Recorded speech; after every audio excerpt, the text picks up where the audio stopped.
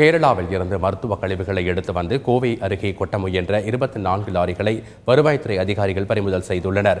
இது தொடர்பான கூடுதல் தகவல்களை எமது கோவை செய்தியாளர் நேசராஜிடம் கேட்கலாம்.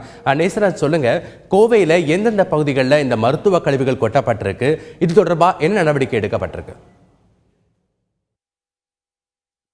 கேரள மாநிலத்தில் அடிக்கடி பொள்ளாச்சி, மீனாட்சிபுரம் வழியாக தமிழக எல்லையான பகுதிகளில் மருத்துவ கழிவுகள் கொட்டப்பட்டு வந்தது.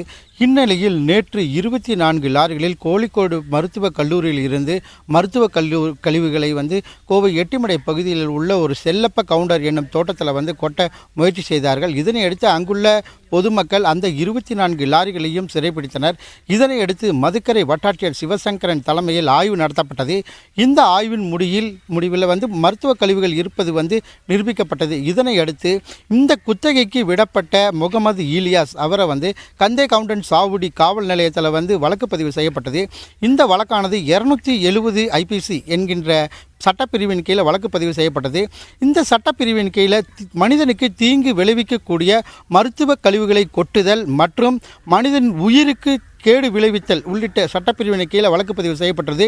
இன்று அவர் கைது செய்யப்படுவார்கள் என எதிர்பார்க்கப்படுகிறது. தற்பொழுது இந்த 24 லாரிகளையும் இங்கு நிறுத்தி வைக்கப்பட்டுள்ளது. இந்த தோட்டமானது செல்லப்ப கவுண்டர் என்பவருடைய தோட்டமானது. இந்த இடத்துல தான் இந்த மருத்துவ கழிவுகளை கொட்டிட்டு வந்திருக்காங்க. கடந்த ஒரு மாதத்திற்கு முன்பு ஒவ்வொரு லாரியாக இவர்கள் இந்த மருத்துவ கழிவுகளை கொட்டிட்டு இருந்திருக்காங்க. இந்த பணியில் கிட்டத்தட்ட பீகார் மாநிலத்திலேருந்து ஒரு 14 தொழிலாளர்கள் இந்த வேலையில் இருந்திருக்காங்க. இந்த வேலையிலானது என்ன பண்ணுவாங்கன்னா, இந்த மருத்துவ கழிவுகளை தனித்தனியாக பிரித்து விற்பனை செய்து வருகிறார் முகமது இலியாஸ். இந்த பணியின் போது தான் இங்குள்ள பொதுமக்கள் இது பயங்கரமான துர்நாற்றமாக இருக்குது, இதில் என்ன நடக்குது அப்படின்னு சொல்லி தான் இவங்க ஆய்வு செஞ்சாங்க. ஆய்வின் முடிவில் மருத்துவ கழிவுகள் இருப்பது தெரிய வந்தது. இதனை அடுத்து மதுக்கரை வட்டாட்சியர் சிவசங்கரன் கூறும் பொழுது இந்த 24 லாரிகளையும் கேரள மாநிலத்துக்கே அனுப்பி வைக்கப்படும் என தெரிவித்தார். ஆனால் இன்று மாலைக்குள் இந்த லாரிகள் அனைத்தும் கேரளா மாநிலத்திற்கு செல்லப்படும் என தெரிவித்துள்ளார்.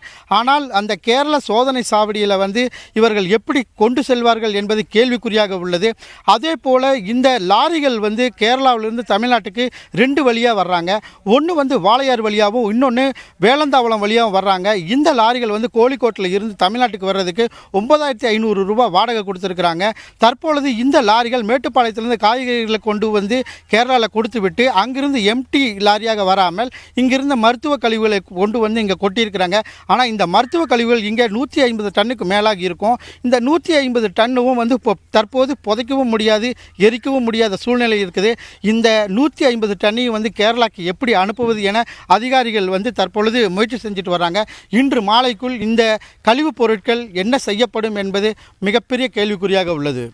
நேசராஜ், அதான் நீங்கள் குறிப்பிடும்போது சொன்னீங்க 24 லாரிகள் தமிழ்நாட்டிற்குள்ள நுழைந்திருக்கு அப்படின்னு சொன்னீங்க.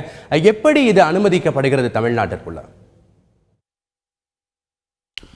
குறிப்பாக காக்கா சாவடி சோதனை சாவடியில் ஒவ்வொரு லாரிக்கும் 300 ரூபாய் கொடுத்துட்டு தான் இந்த லாரிகள் வந்திருக்குது. அதில் குறிப்பாக அவங்க என்ன சொன்னாங்கன்னா, இந்த லாரிகள் கர்நாடகாவிற்கு போகிறது என தெரிவித்து விட்டு தான் உள்ளே வந்திருக்கிறாங்க.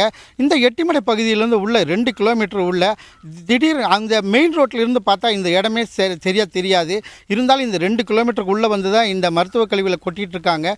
அதே போல் இந்த சோதனை சாவடி காரணமாகவே தான் இந்த மருத்துவ கழிவுகள் தமிழ்நாட்டுக்கு வர்றதா தெரிவிச்சிருக்கிறாங்க. அதே போல் இப்போ கேரளாவில் எந்த பகுதியிலையும் மருத்துவ கழிவுகளை கொட்ட முடியாது. இது தமிழகத்திற்கு மிகப்பெரிய அவமானமாக கருதப்படுகிறது. ஜெபஸ்ட்.